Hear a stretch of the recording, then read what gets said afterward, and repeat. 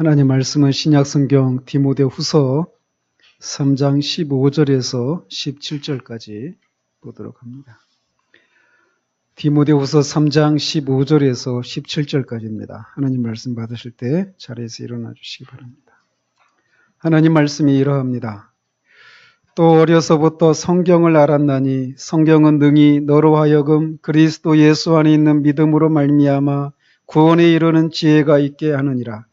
모든 성경은 하나님의 감동으로 된 것으로 교훈과 책망과 바르게 함과 의로 교육하기에 유익하니 이는 하나님의 사람으로 온전하게 하며 모든 선한 일을 행할 능력을 갖추게 하려 함이라. 아멘.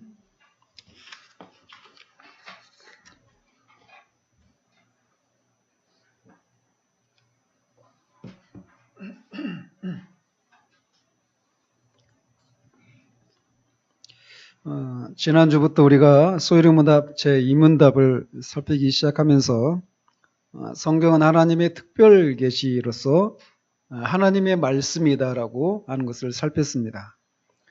성경이 하나님의 말씀이 들어있다라고 하는 것도 아니고 또 성경은 하나님의 말씀이 된다도 아니라고 말씀을 드렸어요. 성경은 하나님의 말씀이다. 그리고 이에 대한 10가지 증거를 말씀을 드렸습니다. 오늘 또 추가적으로 성경이 하나님의 말씀이다라고 하는 사실이 무엇을 의미하는지를 이렇게 말씀드리고 적용적인 그런 말씀들을 드리도록 합니다. 성경이 하나님의 말씀이다. 성경이 우리의 신앙과 삶의 유일한 규범이다. 즉 성경의 권위를 인정하는 이 문제는 너무나도 중요한 문제입니다. 성경의 권위가 무너지면 교회가 무너집니다. 이것에 대한 신뢰가 지금 서구의 여러 나라들이에요. 18세기에 계몽주의가 일어나고 그 계몽주의의 영향을 받아서 성경 속에는 하나님의 말씀도 들어있고 사람의 말도 들어있다. 어떤 것이 하나님의 말이고 어떤 것이 사람의 말이냐? 이것을 사람의 이성으로 구분하는 이런 시도들이 교회 안에 들어오기 시작했어요. 소위 고등비평이라고 하는 것들인데 그런 것들에 의해서 독일과 영국과 이 유럽에 있는 모든 교회들이 다 생명을 잃어버리고 말았어요. 지금 유럽에 저는 아직 가보지는 못했지만 유럽의 그 큰 교회당, 몇천 명씩 모였던 그런 교회당, 이런 데에 노인들 몇십 명이 모여있는 이런 교회들이 허다하다고 합니다. 교회당이 유지를 못하니까 팔려나가고 술집으로 바뀌고 극장으로 바뀌고 또 심지어는 이 무슬림들에게 팔리는 그런 일들이 지금 일어나고 있단 말이죠. 그런 일들의 시작이 어디서부터 시작이 됐는가? 성경의 권위가 무너지는 데서부터 시작이 되었다라는 거예요. 그렇기 때문에 성경이 하나님의 말씀인가 아닌가, 이것을 믿는가 아닌가, 이거는 교회가 서고 넘어짐에 아주 중요한 그런 진리라고 하는 것을 우리가 굳게 붙들어야 알아야만 합니다. 오늘날은 어떤 사람들은 이렇게 주장을 하기도 합니다. 성경에 기록된 어떤 역사적인 사건들, 이런 것들 속에는 오류가 있을 수 있다. 제가 여러분들이 알고 있는 그 옆에 있는 교회에 전도지를 한번 본 적이 있는데 그분도 그런 얘기를 하더라고요. 성경을 문자적으로 해석하면 많은 오류들이 있다. 인간의 이성으로는 이해할 수 없는 많은 오류들이 있지만 그 문자적이 아니라 영적으로 그거를 보면 그 안에 진리가 담겨 있다. 이런 식으로 얘기를 해요. 그래서 성경을 어떤 역사적인 어떤 사실들, 이런 것들에는 오류가 있지만 우리를 생명으로 인도하는 그런 진리와 그런 참 교훈들이 있기 때문에 그건 크게 문제가 되지 않는다. 이런 식으로 생각하는 사람들이 오늘날 교회 안에 많이 있단 말이에요. 여러분들 중에도 그런 분들이 있을지 모르겠어요. 그러나 성경은 문자 하나하나가 다 하나님의 감동으로 되어진 것입니다. 이거를 축자 영감이라고 하는데, 그래서 우리는 역사적인 사건, 어떤 영적인 진리뿐만 아니라 역사적인 사건을 기록한 그런 부분에 있어서도 하나님의 감동으로 되어져서 오류가 전혀 없다라고 하는 것이 우리가 믿는 바입니다. 이거를 성경의 무호성의 교리다라고 말을 합니다. 우리 주일학교 친구들 뭐라고요? 성경의 무호성. 우리 친구들 잘 들어야 돼요. 성경의 무호성의 교리라고 합니다.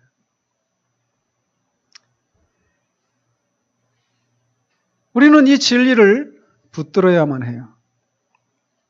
그런데 로마 카톨릭에서는 성경이 하나님의 말씀이다라고 하는 것에 대해서는 우리와 같이 동의를 합니다.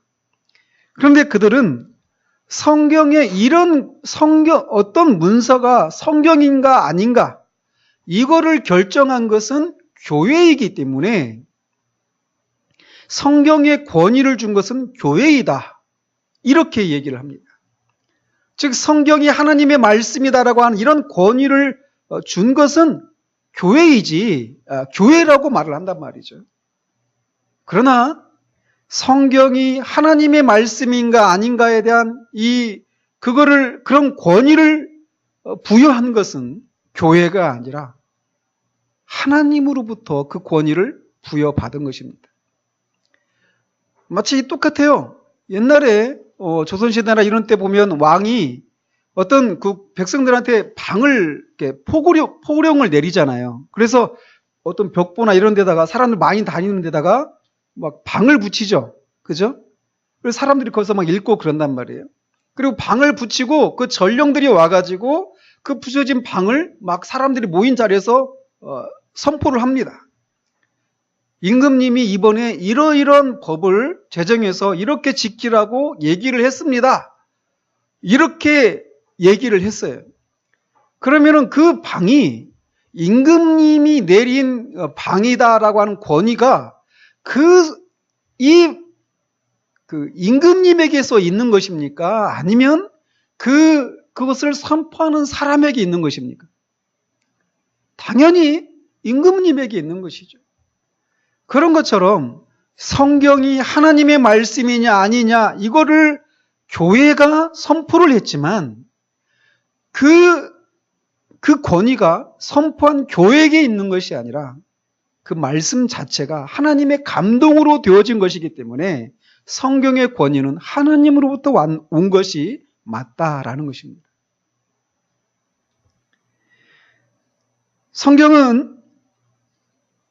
이렇게 성경은 무호성의 교리라고 하는 것이 있어요. 성경과 관련해서.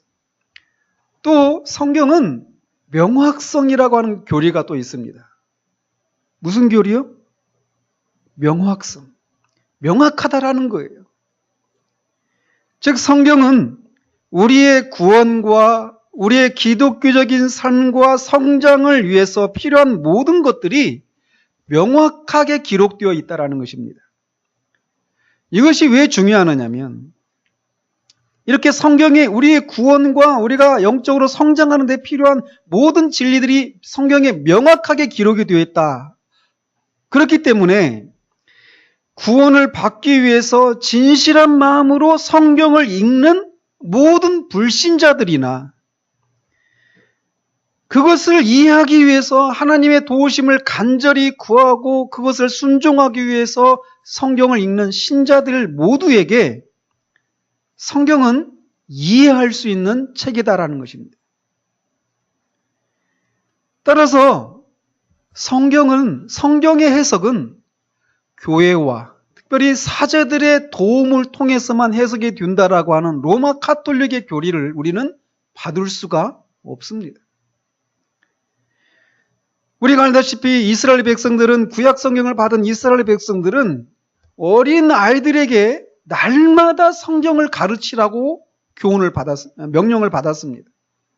그냥 아이들에게 성경을 읽히라고 명령을 받은 것이 아니라 그것을 읽히고 그것을 이해하도록 가르치라고 명령을 받았단 말이에요. 그러니까 이 율법을 그들이 읽을 때 이해할 수 있는 능력이 없다라면 가르칠 수가 없겠죠. 그죠? 마찬가지입니다. 신약 성경도 마찬가지예요. 이 신약 성경도 대부분 이교도였던 사람들, 즉 다른 우상을 섬기거나 다른 종교를 가졌던 불신자였던 사람들이 기독교로 개종한 사람들이 대부분 이 편지를 받고 있는 사람들이었어요.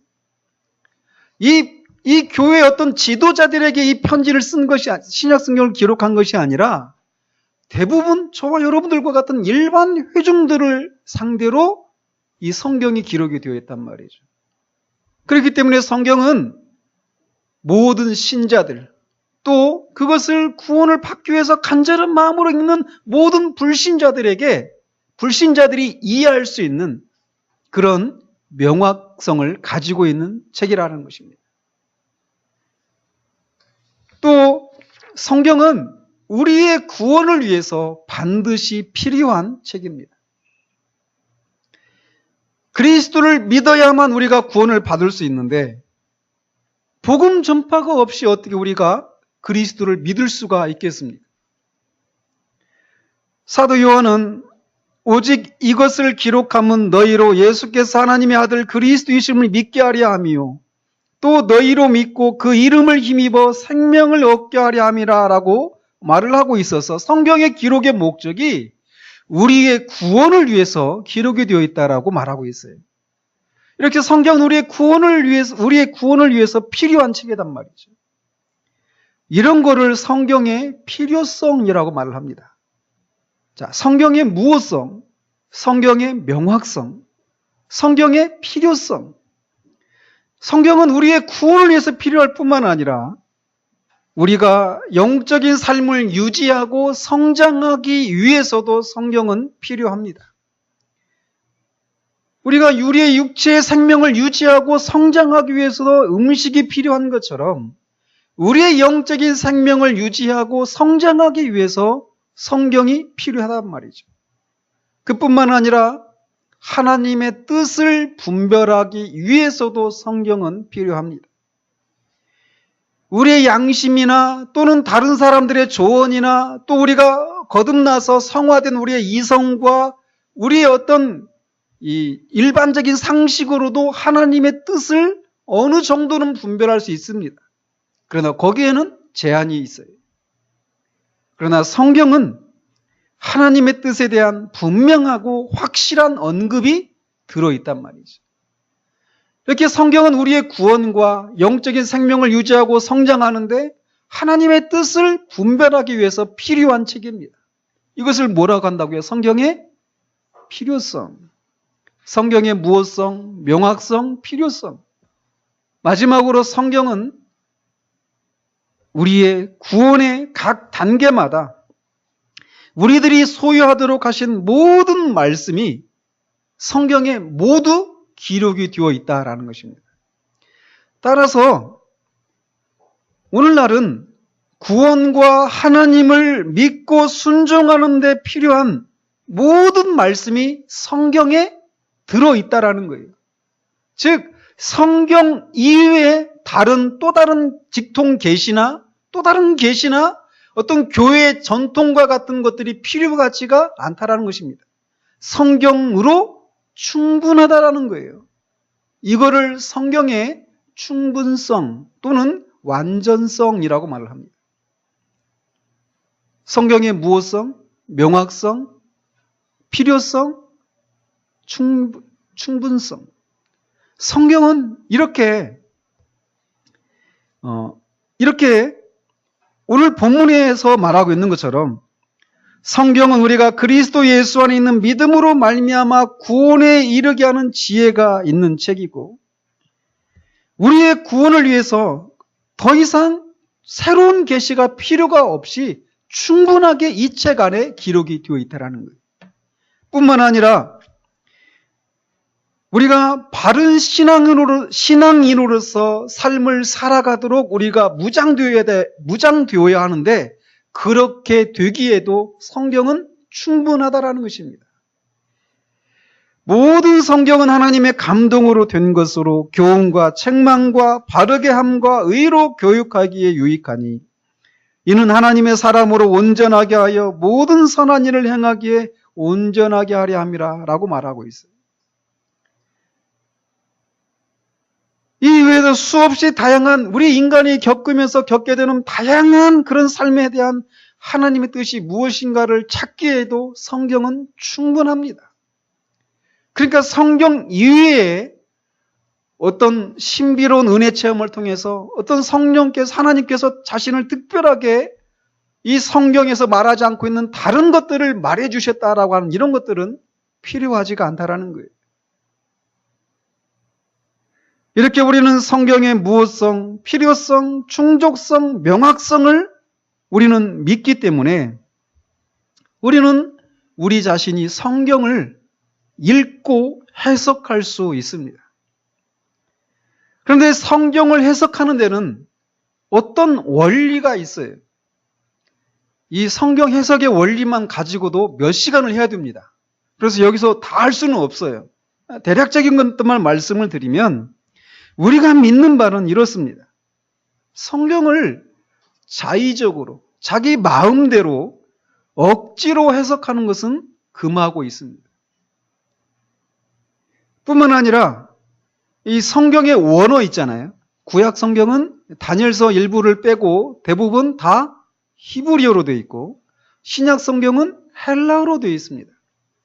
그래서 이 원어에 의해서 문법적으로 해석하도록 되어 있어요. 돌아가신 분인데 김성수 목사님이라고 하는 분이 계셔요. 그분이 돌아가셨지만 여전히 많은 사람들한테 영향을 끼치고 있습니다. 제가 실명을 거명하는 이유는 너무나도 많은 사람들이 지금 거기에 영향을 받고 있어요. 그분이 어떤 한 설교를 들었는데 처음에 그렇게 시작합니다. 히브리어를 막 쓰고는 히브리어에는 문법이 없는 글이라는 거예요. 원래 히브리어가. 그러면서 히브리어 맨 처음에 창세기 1장 1절을 이렇게 써놓고는 그걸 읽으면서 태초에 하나님이 천지를 창조하시냐 이렇게 되어 있잖아요. 그죠? 근데 거기를 해석하면 이렇게 말을 하는 거예요. 원래 히브리어에는 문법이 없다. 그런데 엘로힘이라고 하는 단어가 이제 하나님의 이름이거든요. 근데 그게 이 복수입니다. 복수. 히브리어에는 문법이 없다. 이렇게 말을 하고는 자신의 의견을 거기에 전제해서 이제 자기의 의견을 말하려고 하는 거예요.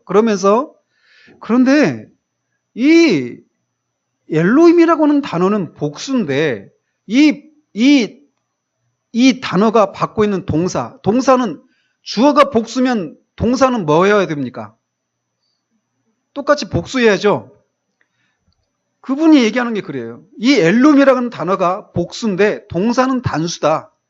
그러니까 이 천지를 창조하시니라 할 때 이 동사, 사용된 창조하시니라 할 때 그 동사는 주어가 엘룸이 아니라 다른 거다. 이렇게 말을 하는 거예요.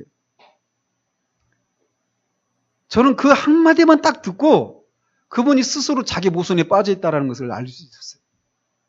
히브리어는 문법이 없다고 하는데 엘로힘이 복수니까 주어가 복수니까 동사도 복수로 받아야 된다. 이게 다 뭡니까? 이게 다 문법이잖아요. 이 잘못된 전제에서 말씀을 전하고 있는데 그 말씀을 수많은 사람들이 듣고 영향을 받고 있단 말이에요. 그러나 개혁주의 원칙에 의해서 성경 해석은 문법적으로 해석을 합니다. 뿐만 아니라 성경은 역사적으로 해석을 해야 돼요. 그래서 개혁주의 성경 원리를 문법적이고 역사적인 해석이다 이렇게 말을 합니다. 이게 무슨 얘기냐? 역사 속에 하나님이 우리를 구원하시기 위해서 역사 속에서 여러 가지 사건들을 허락하시고 구원의 은혜들을 베풀어 주셨어요. 그러니까 역사 속에서 이루어진 것들의 근거에서 우리가 성경을 해석해 나가야 된단 말이죠. 그런데 이거를 그런 원칙이 아니라 영혼 속에서 일어난 것이 영혼 속에서 일어난 것을 가지고 해석을 하는 경우들이 있어요. 이게 무슨 말이냐? 옆에 있는 교회에서 이렇게 해석을 하는 걸 봤어요. 여러분, 예수님이 십자가에서 못 박히고 죽으시고 다시 살아나셨잖아요. 그죠? 역사적인 사건이죠. 그죠? 근데 그분은 그 일은 이미 영원 전에 일어난 일이라는 겁니다. 실제로 하나님께서 영원 속에서 삼위 하나님 간에 우리를 구원하시기 위해서 구원 언약을 맺으셨어요. 그래서 예수님이 십자가에 죽으심으로 우리를 구원하시기로 언약을 맺으셔서 영원 속에서. 그러나 그 일이 실제로 일어난 것은 역사 속에서 일어나는 것이에요. 그죠? 그러니까 영혼 속에서 언약이 된 것과 실제로 일어난 것은 차이가 있죠. 구별을 해야 된단 말이에요. 근데 그분은 이 두 개를 구분하지 않습니다. 그래서 예수님이 십자가에 죽으신 것은 두 번째 십자가고 영혼 속에서 일어난 그 구원 언약 속에서 작정된 이것은 첫 번째 십자가다 이렇게까지 얘기를 해요. 이거 완전히 엉터리 해석이죠. 그거는 우리로 하여금 율법 폐기론으로 이어지게 되어 있습니다. 우리가 언제 구원받았습니까? 우리가 예수 그리스도를 믿을 때 구원받았죠. 근데 우리가 언제 믿기로 작정되었습니까? 영원전에 작정됐죠. 그러면 우리가 영원전에 이미 작정이 되었으니까, 구원받기로 작정이 되었으니까 우리가 우리의 인생의 어떤 역사적인 어떤 시점 가운데서 우리가 예수 그리스도를 믿고 구원받은 것은 무슨 의미가 있어요? 이미 구원받기로 작정되었으니까 언젠가는 다 구원받겠죠? 이런 생각으로 우리를 이끌어가지 않겠어요? 우리의 어떤 책임들을 다 아무런 의미가 없게 만들어버리는 해석이 된단 말이에요. 그렇기 때문에 교육주의자들은 역사적인 해석을 했습니다. 그리고 성경을 정당한 추론을 인정을 했어요. 예를 들면 삼위일체 교리, 이게 성경에 있습니까? 없습니다. 그러나 삼위일체라고 하는 말은 없어요, 성경에. 그러나 성경에서 하나님이 한 분이다라고 하는 구절이 있는데 예수님도 하나님이라고 말하고 성령도 하나님이라고 하는 이런 말씀이 있단 말이죠. 그래서 우리가 추론을 하는 겁니다. 그래서 하나님이 한 분이신데 삼위로 계시고 삼위 하나님 안에는 능력과 영광이 동일하시다, 일체이시다, 이런 교리를 우리가 이끌어낼 수 있는 것입니다. 이걸 정당한 추론이라고 하는 거예요. 이걸 우리는 인정을 합니다. 또 교회의 전통에 예속되지 않습니다. 아까 말한 거죠. 로마 카톨릭은 교회의 전통과 성경의 권위를 같이 취급을 합니다. 그러나 교회의 전통적인 어떤 해석이라 하더라도 교회의 전통에서 인정하고 있는, 이를테면 로마 카톨릭의 교리 중에 교황의 무호성 교리가 있어요. 교황은 무호하다라는 거예요. 오류가 없다라는 겁니다. 이게 교회 전통입니다. 마리아가 죽지 않은 채로 하늘나라로 올라갔다라는 거예요. 몽소승천이라고 하죠. 이런 것도 다 교회의 전통입니다. 그러나 우리는 그런 교회 전통의 교리에 매이지 않는다라는 거예요. 뿐만 아니라 이 역사적인 교리를 우리는 중시합니다. 즉, 교회 어떤 사람이 성경을 읽으면서 내가 지금까지 몰랐던, 아무도 이 성경 속에서 아무도 발견하지 못했던 어떤 교리를 새롭게 깨달았다. 100이면 100 다 이단입니다. 우리가 어떤 성경을 읽고 해석했는데 그것이 우리 앞에 살았던 많은 하나님이 교회에 주신 많은 그런 교사들이 있거든요. 그런 교사들에 의해서 검증되고 세워진 그런 역사적인 교리와 일치를 하는가 아닌가에 따라서 우리의 성경 해석이 옳은가 아닌가를 검증을 해야 된단 말이에요. 옆에 있는 교회에서 제가 실명을 거명하지 않아요. 그분은 참조할 만한 책이 없답니다. 자신이. 성경을 해석하는데 자기가 도움을 얻을 만한 책이 없대요. 그래서 그분 방에는 책이 없답니다. 주석도 없고. 신통한 사람이죠. 역사적인 교리와 검증을 해야 돼요. 뿐만 아니라 의미가 불분명한 구절은 그보다 더 분명한 구절에 의해서 해석을 해야 합니다. 다른 말로 하면 성경을 해석하되 성경을 다른 성경으로 해석을 해야 되는 거예요. 그러니까 어떤 교리를 하나 딱 말을 하는데 그것이 다른 성경에서 말하는 것과 충돌을 일으킨다면 그것은 잘못된 해석이에요. 그래서 에덴 동산의 동쪽에 에덴 동산을 창설했다. 이 구절을 그분이 해석을 하면서 이렇게 말을 해요. 동쪽은 죄를 말한다. 타락을 말한다. 이렇게 말을 해요. 왜? 이스라엘 동쪽에 바벨론이 있으니까. 재밌죠? 그런데 다른 성경에 보면 이스라엘 백성들이 출애굽하는 과정 속에 성막을 중심으로 해서 이스라엘 군대가 행진을 합니다. 성막을 중심으로 해서 동서남북으로 다이아몬드 형식으로 해가지고 그 진영으로 가나안 땅을 들어가는데 동쪽에는 유다 지파가 있어요. 유다 지파 속에서 누가 나오십니까? 예수 그리스도가 나오잖아요. 우리의 구세주가 되시는 예수 그리스도가 나오는 유다 지파가 동쪽에 있습니다. 에스겔에서 환상을 보는데 그 환상 속에서 동쪽에서 성령님이 하나님의 임재가 동쪽으로부터 성전 안으로 들어옵니다. 그 두 구절과도 충돌이 되죠. 신나게 해석을 하고 있습니다. 다 엉터리예요. 성경은 성경으로 해석을 해야 됩니다.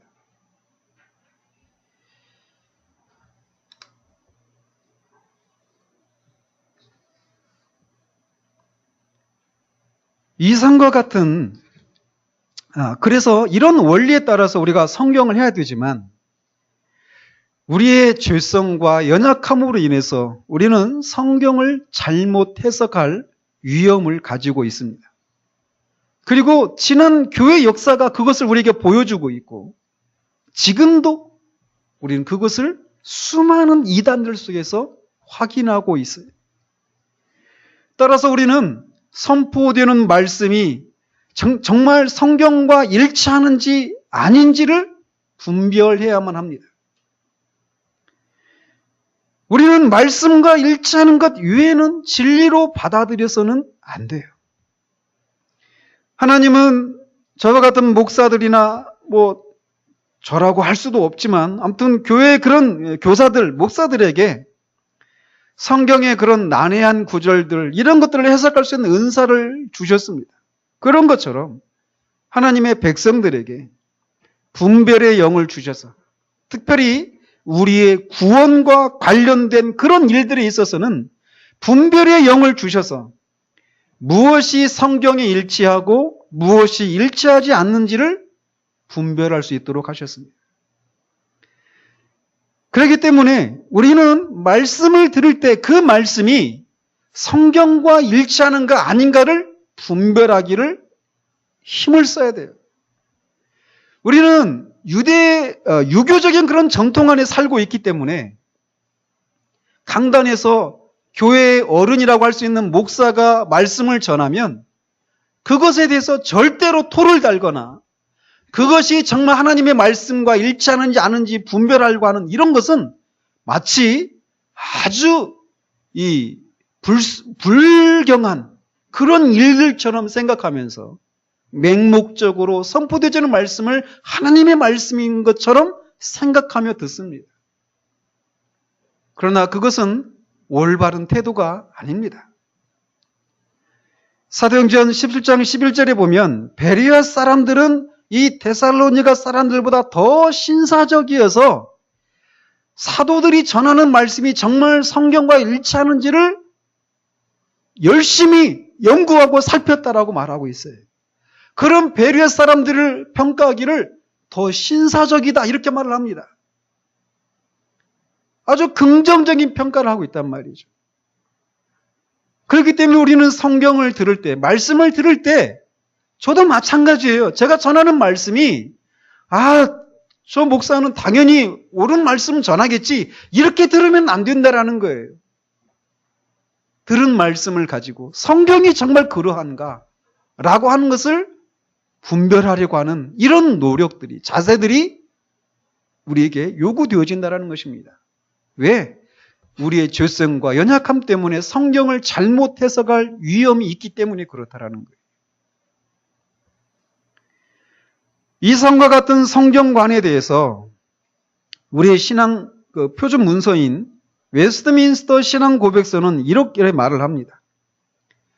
하나님의 영광, 인간의 구원, 신앙, 그리고 생활에 필요한 하나님의 모든 계획은 성경에 분명하게 기록되어 있다. 자, 이 말 속에 이미 성경의 충분성, 명확성이 다 언급이 되어 있죠. 그리고 필요한 중요성에 따라 그것들을 성경에서 추론할 수 있다. 성령의 새로운 계시나 인간의 전통이 나를 불문하고 성경에는 어떤 것이라도 다른 무엇을 첨가해서는 안 된다. 우리는 성경에 대해서 이런 바른 생각을 가져야 합니다. 따라서 이렇게 성경이 우리의 구원과 우리가 영적인 삶을 유지하고 성장하는데 우리의 삶에 필요한 모든 그 삶에 있어서 하나님의 뜻이 무엇인가를 분별하는데 충분한 그런 진리가 담겨져 있는 성경을 우리가 가지고 있다라고 하는 것은 엄청난 특권입니다. 그렇기 때문에 어느 누구도 나는 어떻게 구원에 이르는지 몰랐다라고 핑계할 수가 없습니다. 나는 어떻게 사는 것이 바른 삶이고 어떻게 사는 것이 옳은 삶인지를 몰랐습니다라고 핑계할 수가 없다라는 거예요. 왜? 우리는 이 성경을 가지고 있기 때문에 그렇습니다. 사단은 광명의 천사로 위장을 해서 우리를 다양한 방식으로 기만할 수 있습니다. 우리는 뉴스에서 그런 거 종종 보죠. 얼마 전에도 아들인가 딸인가를 자기 엄마가 아빠가 죽였어요. 근데 왜 죽였느냐? 죽이라고 하는 소리를 들었다는 겁니다. 사단은 우리를 얼마든지 그렇게 기만할 수 있습니다. 그래서 하나님은 지난주에도 말씀드린 것처럼 기록된 글로 하나님의 뜻이 무엇인가를 남겨놓는 것이 가장 정확하고 명확하다라는 것을 아셨기 때문에 우리에게 이렇게 성경으로 기록으로 남겨진 하나님의 말씀을 우리에게 남겨주신 거예요. 그러므로 우리는 이 성경을 가지고 있다라고 하는 이 사실이 엄청난 특권이고 그 사실은 우리가 잘못된 구원을 받지 못하거나 또는 잘못된 삶을 살아가는 것에 있어서 어떤 것도 핑계할 수 없는 그런 역할을 한다라는 것입니다. 따라서 성경이 이렇다라면 성경은 다음과 같은 사람들을 책망합니다. 먼저는 소위 교황주의자들이 로마 가톨릭이죠. 그들은 우리의 구원과 영적인 삶의 유지와 성장을 위해서 충분한 성경에 몇 가지 것들을 더하는 죄를 범했습니다. 성경으로 충분한데 그들은 성경 이외에 교회 전통이라고 하는 것을 더했단 말이죠. 이거는 성경에서 그런 자들에 대해서 성경은 저주를 선포하고 있습니다. 누구든지 이 예언의 말씀에서 무엇인가를 더하거나 빼는 자들에게는 더하는 자들에게는 그 기록된 재앙을 더하게 할 것이고 제거하는 자들에게는 생명나무와 하나님 나라에 들어가는 복을 제할 것이다라고 저주를 내리고 있어요. 또 성경은 소위 율법 폐기론자들을 책망을 하고 있습니다. 이 사람들은 그리스도 안에 있는 사람들은 이제 율법으로부터 해방이 되었기 때문에 더 이상 율법에 매일 필요가 없고 율법은 더 이상 필요 없다라고 말하며 방종한 삶을 살아가는 사람들입니다. 그런 사람들을 성경은 책망을 해요. 왜냐하면 이렇게 그리스도의 순종을 통해서 율법의 형벌로부터 해방이 되었다라고 말해주고 있는 이 성경이 그리스도 안에서 우리가 범사에 자라가기 위해서는 성경이 필요하다라고 우리에게 여전히 말하고 있기 때문에 그렇습니다. 또한 이것과 맞물려서 그리스도인들은 성령을 받았기 때문에 자신 안에 계신 성령의 조명하심을 따라서 살아가면 되지 이제는 더 이상 문자적인 율법에 매일 필요가 없다고 생각하는 소위 열광주의자들도 성경은 책망하고 있습니다. 종교교육 당시에는 이런 것을 주장하는 사람이 퀘이커 교도들이었죠. 오늘날에도 이런 사람들이 많습니다. 그들은 성경은 죽은 문자이며 자기들은 이것을 초월해서 산다라고 큰 소리를 칩니다. 그러나 이것은 불손하기 짝이 없는 생각입니다. 그렇기 때문에 어떤 사람이 성령의 계시를 받았다라고 떠든다라면 그 사람은 그냥 놔두지 말고 그 사람이 사기꾼인지 아닌지를 확인을 해봐야 돼요. 대부분 사기꾼입니다. 성경으로 충분하기 때문에 그래요. 또 다른 계시는 필요가 없습니다. 하나님의 성령께서는 당신이 일을 하시되 질서를 쫓아서 하십니다. 그래서 말씀과 함께 말씀을 통해서 일을 하시는 거예요.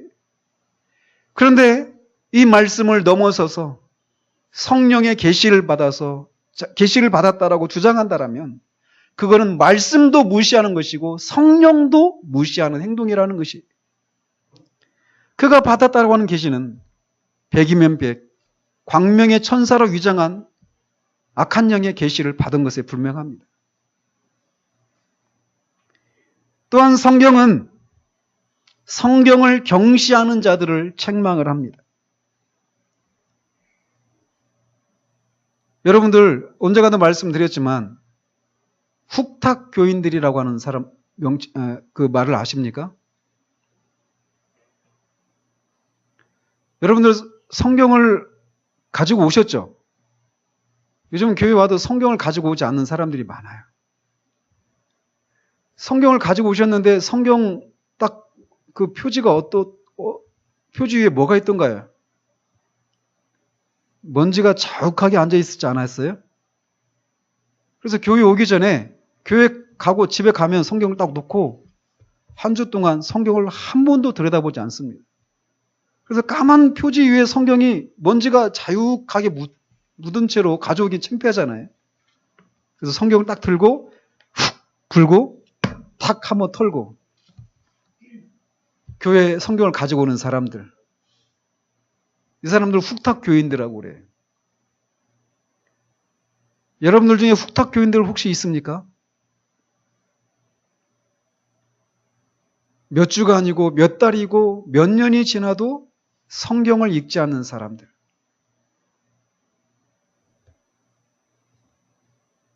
성경은 그런 사람들을 책망합니다. 영화를 보거나 드라마를 볼 때는 눈이 말똥말똥한데 성경만 펴서 읽으려고 하면 졸려요. 어떤 재밌는 책을 읽을 때는 만화책이나 소설책을 읽을 때는 밤을 새면서 읽는데 성경은 잠이 안 올 때만 읽습니다.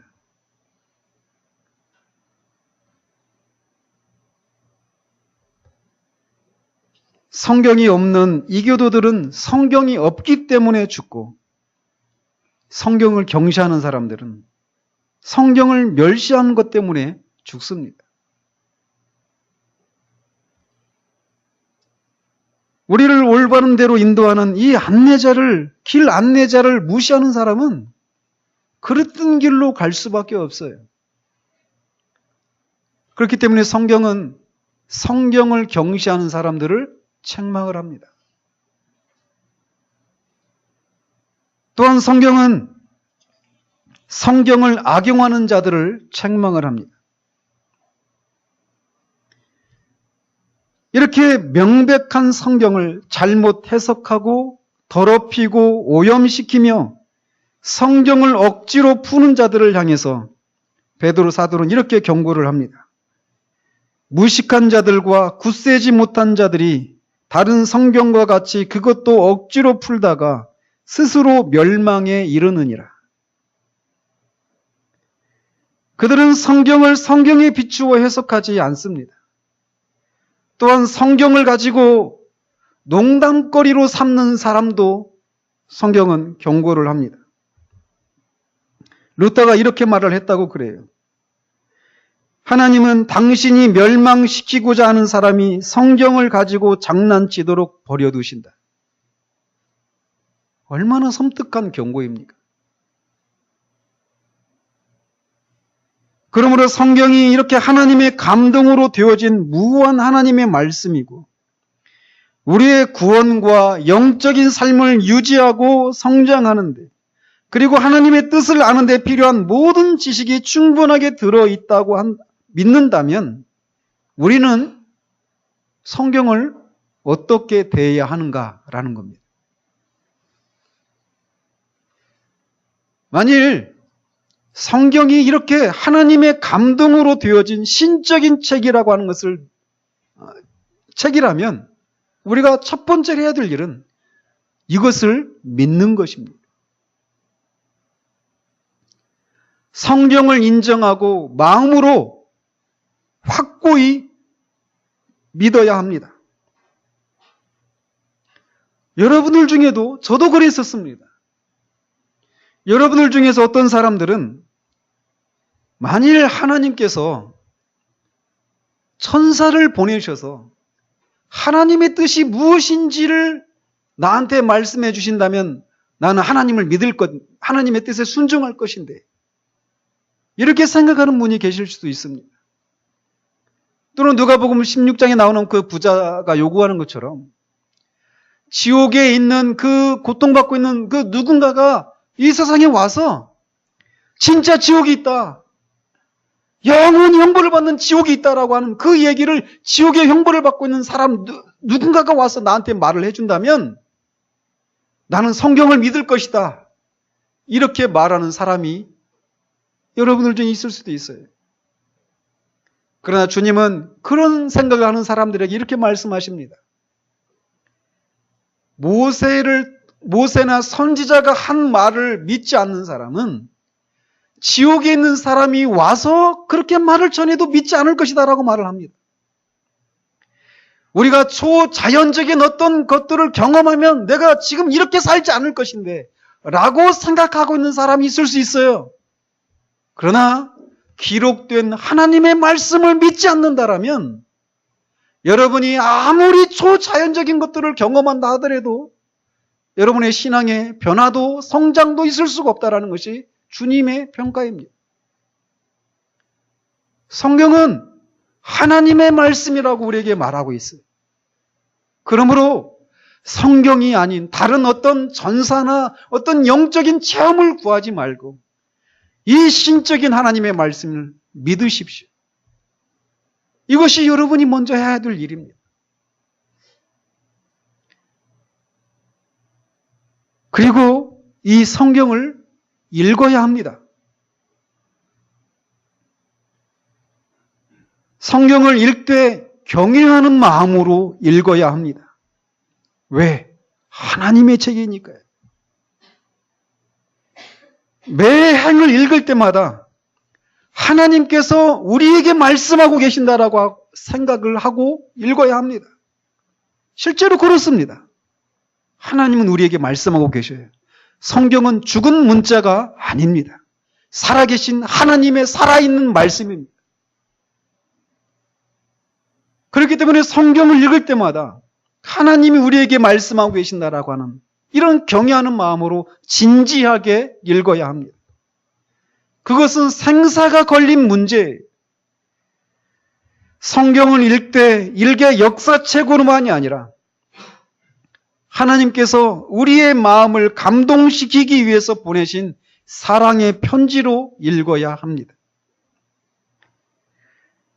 이 말씀을 기록한 동일한 성령께서 성경을 읽을 때 우리를 도와주시도록 기도하면서 성령께서 그 말씀의 귀한 것들을 우리에게 열어주시도록 간구하며 성경을 읽어야 합니다. 또 우리는 이 기록된 말씀을 사랑해야 합니다. 다윗은 내가 주의 법을 어찌 그리 사랑하는지요. 하나님의 말씀이 꿀과 송이꿀보다 더 달다라고 말을 합니다. 성경에는 기쁨을 낳는 요소가 있습니다. 성경에는 우리가 재물을 얻는 방법이 무엇인지를 우리에게 보여주고 있고, 장수하는 길이 무엇인지, 천국에 이르는 길이 무엇인지를 우리에게 보여주고 있습니다. 그러므로 성경을 읽는 데 사용하는 시간을 우리의 다른 중요한 일을 하는 데 있어서 뺏기는 시간으로 생각해서는 안 돼요. 성경을 읽는 시간을 가장 달콤한 시간으로 간주하며 읽어야 합니다. 때로는 우리가 성경이 그렇게 송이꿀보다 달달하고 말할 수 없이 그냥 그렇게 읽힐 때도 많습니다. 그러나 읽으십시오. 저는 여러분에게 도전합니다. 여러분의 나이 수만큼 성경을 읽으십시오. 아이고, 지금까지 한 번도 안 읽었는데 50번은 어떻게 성경을 읽어?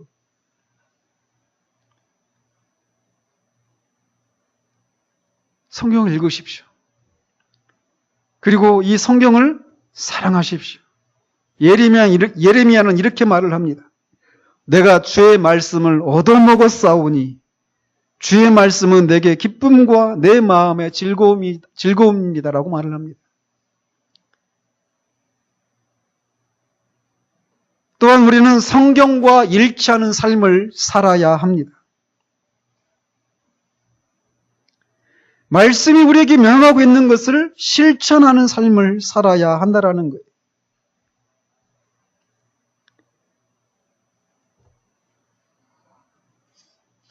아무리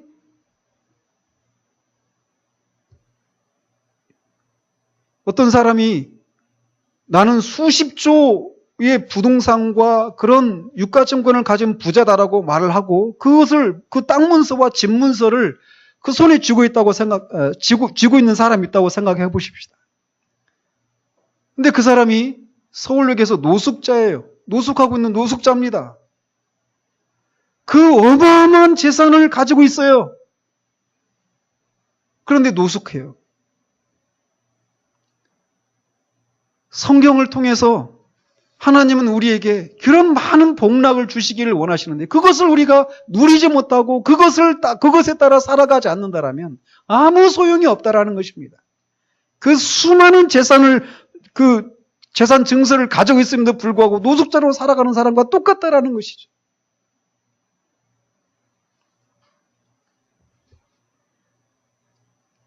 다섯 번째로 우리는 성경을 위해서 싸워야 합니다. 우리는 다른 사람과 막 다투기 위해서 이런 사람이 되어서는 안 되지만 하나님의 말씀이 훼손되는 것을 인해서는 그 사람과 싸워야 합니다. 성경은 수많은 원수들에 의해서 포위되어 있습니다.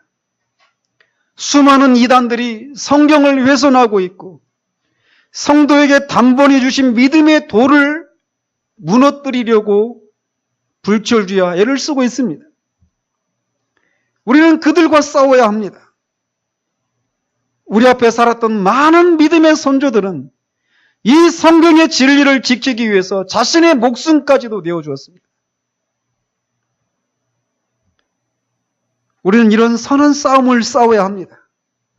이 싸움은 신학자나 성경학자나 저 같은 목사들만 하는 것이 아니라 여러분들도 해야 됩니다. 왜? 여러분들도 똑같이 하나님 아버지를 섬기는 사람들이기 때문에 그렇습니다. 이 말씀은 하나님 아버지의 말씀이기 때문에 그렇습니다.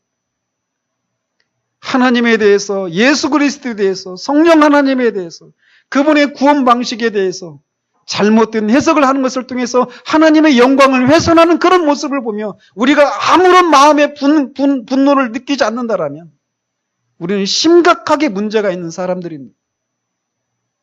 우리는 성경을 위해서 싸워야 합니다. 우리는 여섯 번째로 성경을 주신 하나님께 감사해야 합니다. 하나님은 우리에게 당신의 뜻을 알 수 있도록 글로 우리에게 남겨주셨습니다. 아까도 말씀드린 것처럼 하나님을 사랑하는데 그분이 무엇을 사랑하고 무엇을 싫어하시는지 알지 못한다라면 우리가 그 하나님을 어떻게 사랑하고 그분을 섬길 수 있겠습니까? 근데 하나님은 우리에게 글로 그것을 남겨주셨어요. 하나님을 향한 우리의 사랑을 표현할 수 있도록 그분이 뜻이 무엇인지를 이렇게 성경을 통해서 우리에게 남겨주셨다는 것입니다. 그러므로 성경을 주신 하나님께 감사해야 합니다. 일곱 번째로 우리는 하나님의 특별한 은혜를 경배해야 합니다. 특별히 우리가 말씀을 읽고 이것이 하나님의 말씀이라고 하는 것을 알고 이 말씀 속에서 말하고 있는 그 진리를 우리가 믿어서 구원을 받은 사람이라면 특별히 하나님께 감사와 경배를 올려드려야 합니다. 지금도 수많은 사람들은 성경을 읽을 때마다 졸리고 이게 무슨 얘기인지 도대체 모르겠다라고 말하고 있지만 여러분들 중 어떤 사람은 성경을 읽고 하나님의 마음을 읽을 수 있었고 어떤 사람은 이 성경을 통해서 구원에 이를 수 있었다라는 거예요. 그러므로 이 성경을 통해서 이 진리를 알고 누리고 있다라면 이런 은혜를 주신 하나님을 경배하는 것이 마땅합니다. 지금도 수많은 사람들은 이 성경이 그들에게 깜깜한 책이에요. 암호같이 여겨집니다. 도대체 무슨 얘기를 하는지를 몰라요.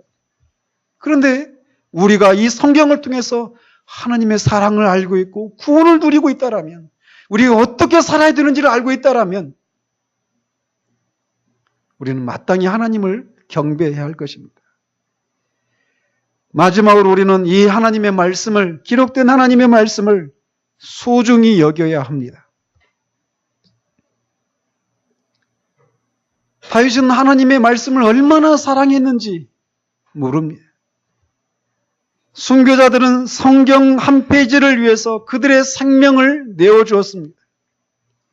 지금도 이슬람권이나 북한이나 이런 핍박받고 있는 교회들에서 지역에 있는 성도들은 우리가 먼지가 자욱하도록 읽지 않고 있는 이 성경을 그들의 생명처럼 소중하게 생각합니다. 성경을 마음대로 소유할 수 없기 때문에 누군가가 와서 하나님의 말씀을 풀어준다고 하면 그들은 4시간이고 5시간이고 하나님의 말씀을 달게 듣습니다. 우리는 4시간, 5시간이 아니라 30분만 넘어가도 주리를 들고 왜 이렇게 길어라고 불평, 불만을 쏟아냅니다. 성경이 집에 몇 권씩 있지만 우리는 성경을 읽지 않아요. 그러나 그들은 성경 그 한 구절, 찢어진 구절만 가지고 있어도 그거를 얼마나 소중하게 여기는지. 성경에는 값진 진주이신 그리스도가 감추어져 있는 바치입니다. 여러분이 값진 진주를 얻기 위해서 밭을 파야 된다라고 한다면 여러분이 설렁설렁 파겠습니까? 수십 조의 그런 가치가 나가는 다이아몬드가 밭에 숨겨져 있는데 그것을 먼저 발견하는 사람이 찾아가라고 한다면 다른 사람보다 훨씬 빨리 일어나가지고 빨리 가가지고 막 열심을 내서 파지 않겠어요? 성경을 대하는 우리의 태도는 어떻습니까? 우리는 성경을 소중하게 여겨야 합니다. 성경에는 모든 고통을 치료하는 치료제가 담겨져 있습니다. 아니, 성경 자체가 그런 치료제입니다. 자녀의 문제로 고통을 받고 있는 지체들이 있는 줄 알아요. 사람들과의 관계로 인해서 고통을 받고 있는 지체들이 있습니다. 삶의 그런 불명확성을 인해서 어려움을 겪고 있는 지체들도 있어요. 그렇다면 성경을 보십시오. 성경은 우리의 모든 고통을 치료하는 치료제입니다. 죄로 인해서 고민을 하고 있는 지체들이 있습니까? 성경을 보십시오. 성경은 여러분이 수십 년, 수백 년을 살아도 해결할 수 없는 그 죄 문제를 해결할 수 있는 치료책이 무엇인지를 우리에게 밝히 보여주고 있습니다. 영혼의 침체를 인해서 곤감 가운데 있는 사람들이 있습니까? 성경을 보십시오. 성경은 우리 영혼을 소성시키기에 풍성한 생명수가 담겨져 있습니다. 저는 지금도 성경이 하나님의 말씀이라고 믿습니다. 저도 성경이 졸리고 도대체 무슨 말을 하는지 몰랐던 때가 있었습니다. 그러나 성경은 살아있는 하나님의 책입니다. 성경을 읽으십시오. 여러분이 무엇을 하며 살지 모르십니까? 성경을 읽으십시오. 그러면 성경은 여러분에게 여러분의 눈을 밝혀주셔서 여러분이 누구이고 여러분이 무엇을 위해서 살아가야 되는지를 말해줄 것입니다.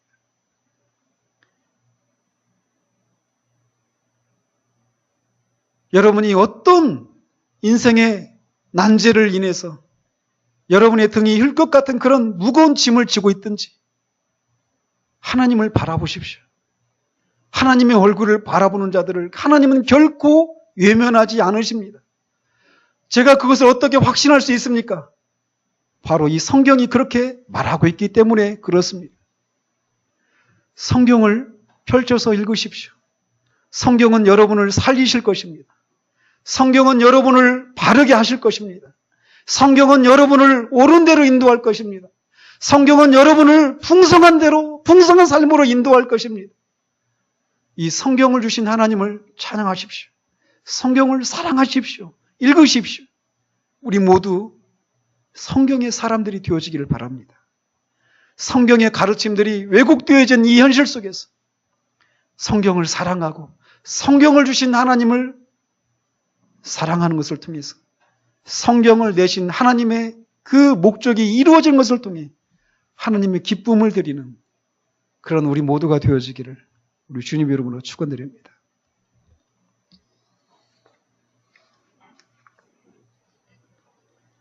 하나님 아버지, 감사합니다.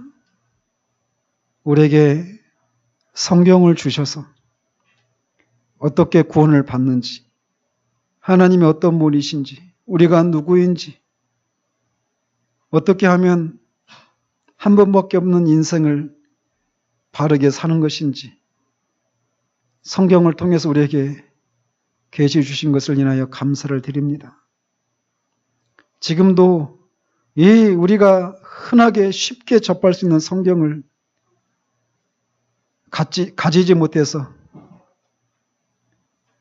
어둠 가운데 있는 사람들이 수없이 많은데 우리에게는 이 성경을 주신 것을 인하여 감사를 드립니다. 뿐만 아니라 성경을 가지고 있지만 성경을 읽고 있지만 성경이 도대체 무엇을 말하고 있는지를 알지 못하고 있는 사람들이 또 수없이 많은데 성경을 깨닫게 하시고 성경 속에 담겨있는 그 진리를 맛보아 알게 하셔서 생명을 얻게 하시고 누리게 하신 은혜를 생각할 때 더욱더 크신 은혜를 감사드립니다. 하나님 아버지, 그러므로 마땅히 우리는 이 성경을 소중하게 생각하고 사랑하고 이 성경의 가르침들을 지키기 위해서 싸워야 됨에도 불구하고 우리는 참으로 부끄럽게도 성경을 경시하는 모습들이 참으로 많은 것을 인하여 주님 앞에 용서를 구합니다. 차후로 우리가 이 성경이 무엇인지를 알았은즉 이 성경을 사랑하는 사람들이 되게 하시고 더욱더 열심을 내어 읽고 연구하고 배우기를 힘쓰는, 그래서 그 속에 담긴 정말 참된 복들을 힘써 누리는 것을 통해서 성경을 내신 하나님의 마음을 흡족하게 해드리는 그런 우리 모두 될 수 있도록 주님 도우시기를 원합니다. 예수 그리스도 이름으로 기도합니다. 아멘.